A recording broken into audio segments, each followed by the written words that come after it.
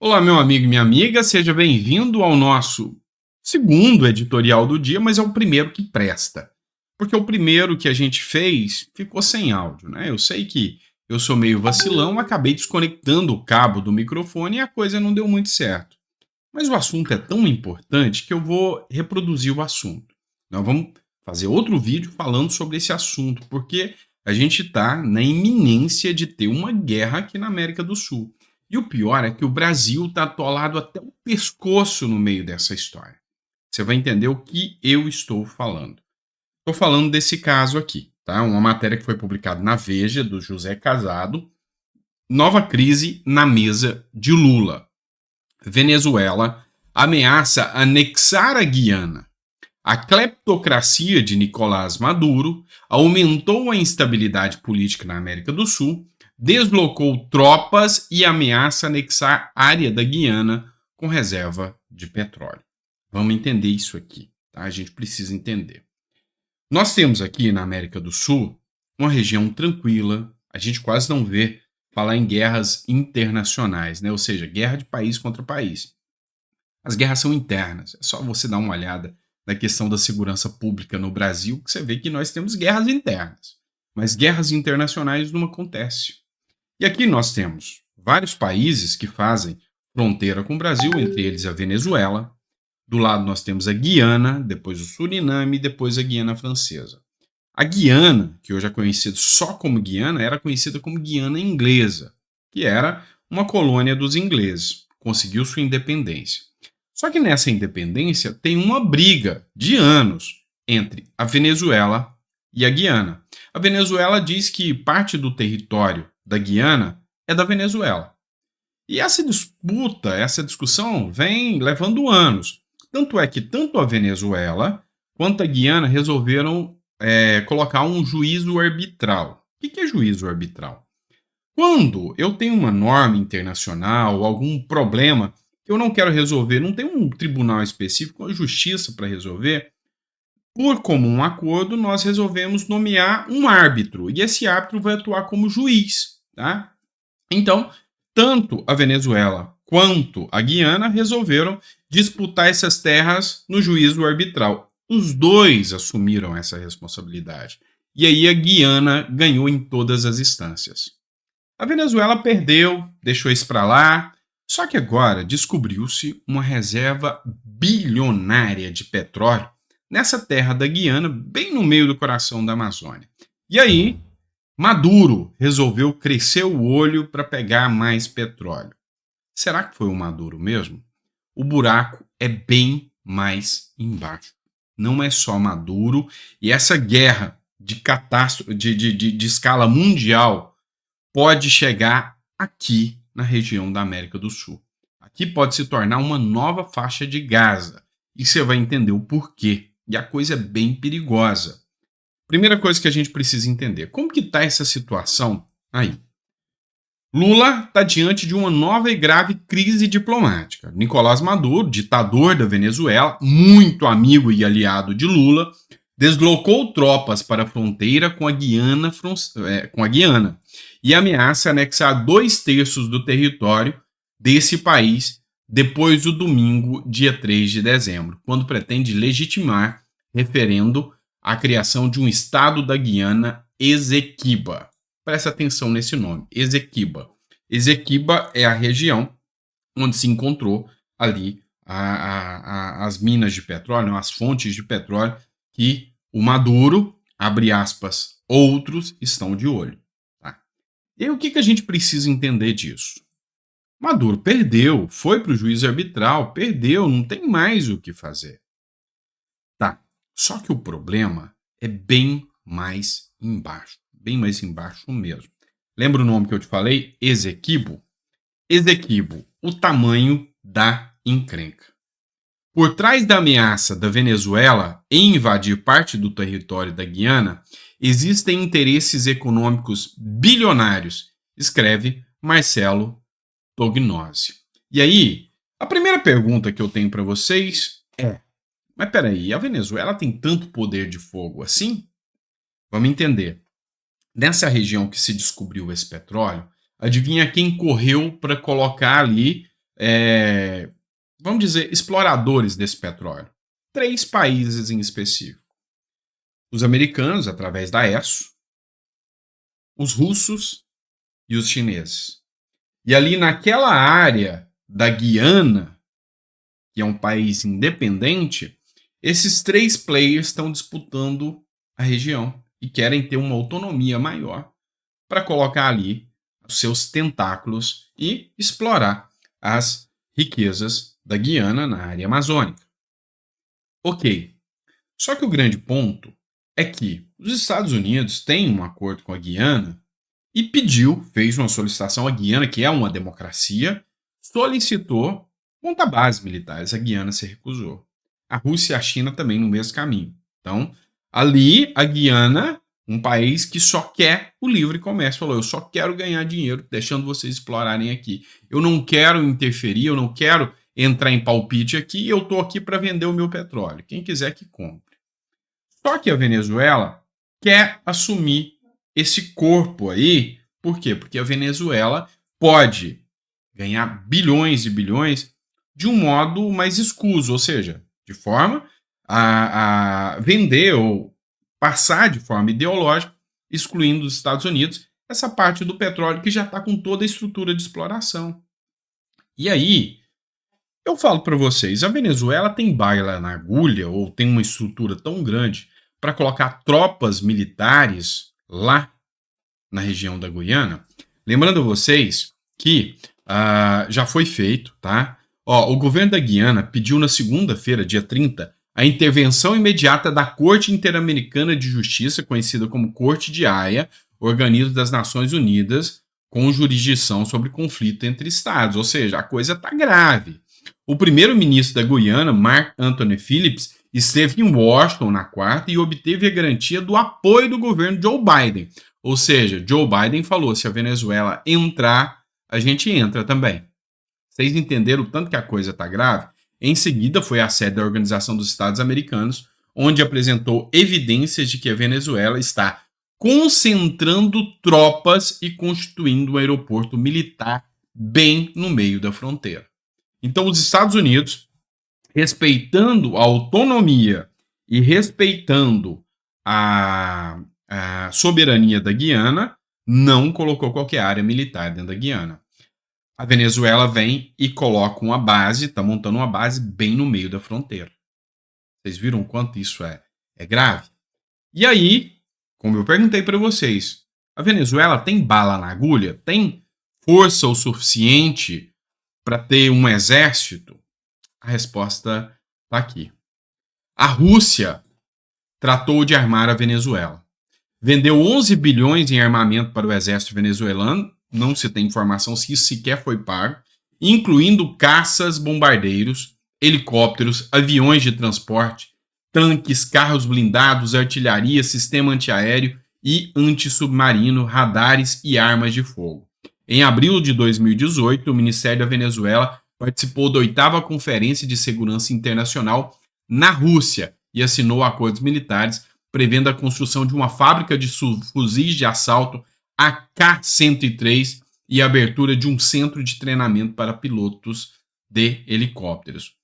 Russos e chineses já atuam em aliança e a guerra da Ucrânia deixou isso claríssimo.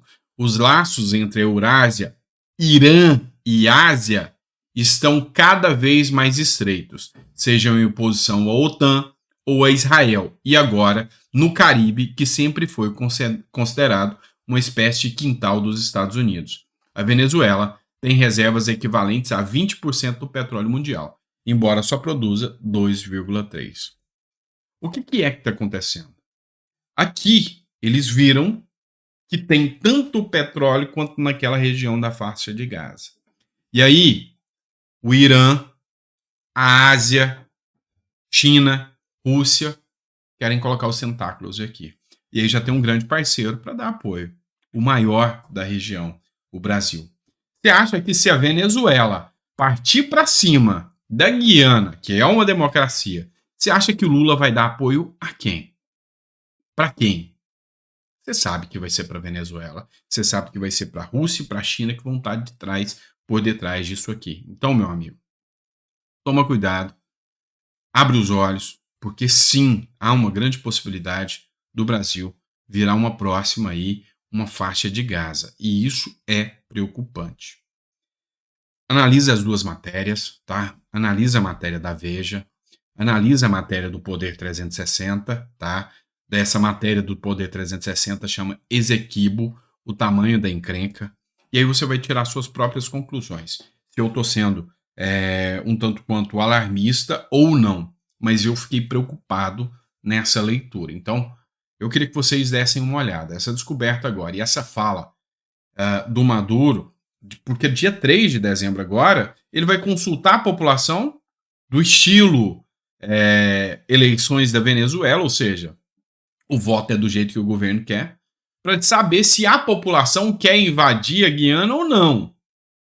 E se a população falar sim, queremos, ou se o governo decidir que a população quer, o que vai acontecer? A gente pode estar diante de uma guerra estourando aqui na América do Sul, começando com Venezuela invadindo a Guiana sem força e sem poderio militar, vai ter apoio da União Europeia e dos Estados Unidos. E aí o Brasil está bem aqui no olho do furacão. Isso é grave demais. Enfim, vamos lá que eu tenho mais uma matéria para vocês aqui, ó. Eu já discuti com vocês essa matéria aqui do antagonista, Amadar, que colocou, né? O Irã presidindo direitos humanos na ONU. A ONU coloca o Irã para presidir Fórum de Direitos Humanos, mas quer ser levada a sério. Então, a ONU quer ser levada a sério, mesmo colocando um governo facínora, aliado ao governo Lula, principalmente agora por causa do BRICS, que se tornou um clube de ditaduras, vamos dizer assim, o Irã, mais um recente aliado aí do Brasil na questão do BRICS. Tem China, tem a Índia, a Rússia, a África do Sul e agora o Irã também, mais um que entrou, e outros países que estão adentrando aí no BRICS. Pois é. E aí, para você ver o tamanho da descredibilidade que a ONU passa a ter e que a agenda, vamos dizer assim, a nova ordem global está conseguindo cooptar até a ONU para poder, sabe, dar espaço para esses países que não são democráticos, que não são democracia. Você vê o Irã presidindo uma comissão de direitos humanos. E aí, o Brasil, pela primeira vez na história, também consegue um assento na ONU. E aí eu vou te dizer, a ONU está colocando a raposa para cuidar de galinha. Essa é a verdade. Enquanto o Irã cuida dos direitos humanos, o Brasil consegue um assento para cuidar do dinheiro da ONU. Brasil é eleito para compor Conselho de Auditores da ONU. A eleição ocorreu na sexta-feira, dia 3, na sede da Organização das Nações Unidas, em Nova York. O Tribunal de Contas da União, TCU, é a instituição responsável por representar o país no trabalho de auditoria externa das finanças do organismo internacional. Essa matéria aqui foi publicada na própria TCU. E aí a minha pergunta para você é, o Brasil, com os escândalos de corrupção que tem, com os escândalos que abalaram o mundo, considerados os maiores escândalos de corrupção no mundo, Petrobras, Mensalão, Petrolão e outras coisas. Então já mostrou que de fiscalização, tanto quanto a quem, né? É quem vai fiscalizar agora o cascalho da ONU, a grana da ONU. Pô, tá de brincadeira, né? Tá de brincadeira. Irã no direitos humanos, Brasil fiscalizando o dinheiro da ONU. Pô, quer se levar a sério como? Aí tá de brincadeira, né? Por fim, vou colocar uma pauta aqui. Outro assunto que eu já tinha tratado com vocês, mas agora a gente vai abordar um pouco mais aprofundado esse material aqui. Para quem não conhece, esse é o Paulo Pimenta, né? Ele é o ministro-chefe da SECOM, Secretaria de Comunicação Social da Presidência da República, tá? Paulo Pimenta, ministro-chefe da Secretaria de Comunicação Social da Presidência da República. Eu vou discutir com vocês um Twitter que ele publicou, citando a fala de um jornalista da Globo, onde ele falou que Israel tem o seu direito de autodefesa. E aí olha só o que o ministro do Lula falou. É inaceitável, é vergonhoso É assustador. Comentarista da Globo News, Jorge Pontual, vem se notabilizando por uma postura manipuladora e covarde sobre a guerra no Oriente Médio. Uma coisa é condenar os atos terroristas, a morte e os sequestros de civis israelenses. Outra é justificar as barbáries, o genocídio e a morte indiscriminada de milhares de crianças inocentes palestinos. Nesse momento, os que não levantam sua voz em defesa da paz e de um corredor humanitário são cúmplices do que está acontecendo e, sobretudo, contribuem para que não se encontre uma solução para a paz. Chega! Manifestação do ministro Paulo Pimenta. Só que aí, é como eu disse para vocês, ele não é qualquer ministro. Ele é um ministro da SECOM, Secretaria de Comunicação. E aí, um ministro questionar o posicionamento, a atuação e a fala de um jornalista é uma censura e uma ameaça iminente. Por quê? Porque quem controla o dinheiro que vai para a verba pública e para a instituição, para a própria Globo, é o ministro da SECOM. Ou seja, é ele que está falando: ô Globo, dá uma olhada nesse cara aí, que esse papo desse cara eu não estou gostando. Então, isso é assustador. Quem discute esse ponto aí é, para mim, um dos melhores congressistas de hoje, o Rogério Marinho. Ele escreveu o seguinte: é inaceitável, é vergonhoso, é assustador quando um ministro de Estado que controla as verbas de publicidade intimida e censura o comentário de um jornalista. Não concordo com a maioria das opiniões que são emitidas pela Globo em diversos assuntos. Porém, respeito o direito deles terem opinião. A letargia e silêncio cúmplice da grande imprensa mostra onde estamos chegando. Democracia relativa padrão PT. É vergonhoso a grande mídia ficar calada diante de uma situação dessa. Se você pegar 4 anos atrás, quando o Bolsonaro falava qualquer coisa, era um pandemônio. Agora você imagina um ministro do Bolsonaro mandando um jornalista calar a boca literalmente através de uma postagem de Twitter, sendo o ministro que manda as verbas para esse jornalista. Perseguição, censura, ditadura, fascismo.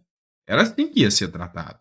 Agora, no mundo da democracia relativa, tá tudo bem. Ninguém questiona, ninguém reverbera isso, ninguém se preocupa.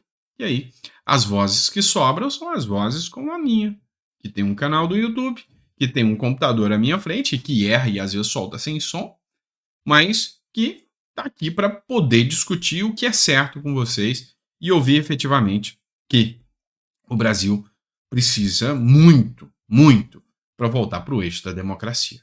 Esse é o meu ponto de vista, tá bom?